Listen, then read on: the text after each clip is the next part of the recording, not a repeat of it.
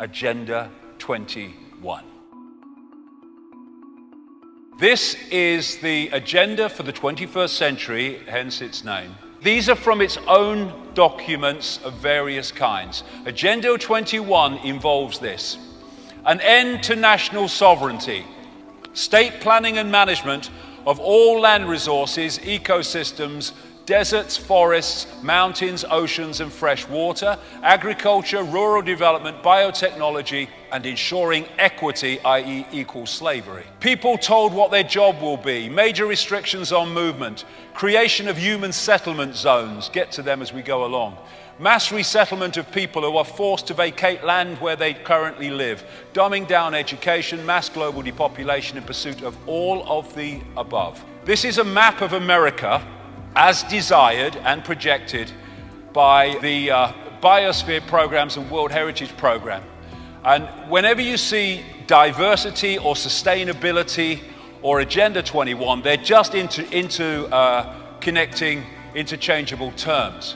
So the red on this map of America is designed to be core reserves and corridors with little to no human use. Can you imagine the numbers of people to be removed to make that possible? Then you've got all the yellow bits, buffer zones, highly regulated use, and normal use are just the green bits. Look at it across America, 300 odd million people.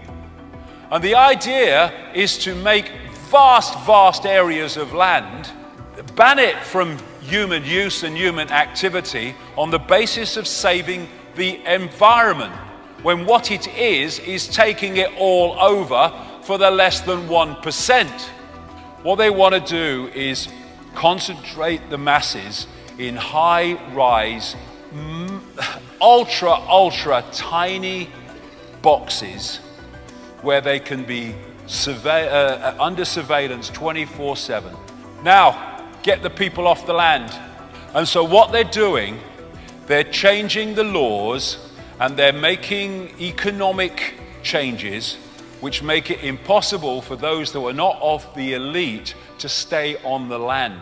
And so what they're doing under Agenda 21, and America is the primest example, is they're just not funding rural communities. They're not funding rural schools, they're not mending rural roads to make life impossible, to get people off the land. Now this is a big area where people get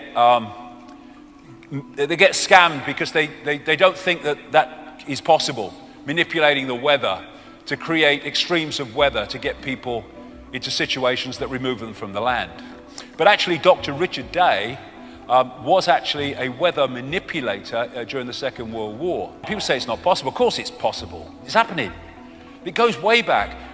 Even a BBC radio documentary exposed a few years ago that the Lynmouth flood in 1952, which killed people and devastated that village in Devon, was actually created by the RAF, who were doing an operation called Operation Cumulus, also known as Operation Witch Doctor, in which they were putting sulfur into the atmosphere above this, in this area. And actually people before the massive flood say they kind of tasted and smelt sulfur in the air. And what it did was create an enormous rainstorm which created the flood, which created the Lynmouth disaster.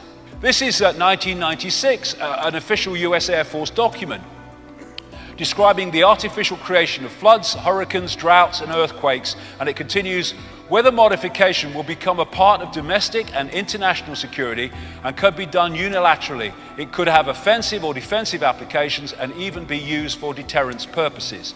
The ability to generate precipitation, fog and storms on Earth or to modify space weather and the production of artificial weather are all part of an integrated set of military technologies. They are manipulating the weather like crazy.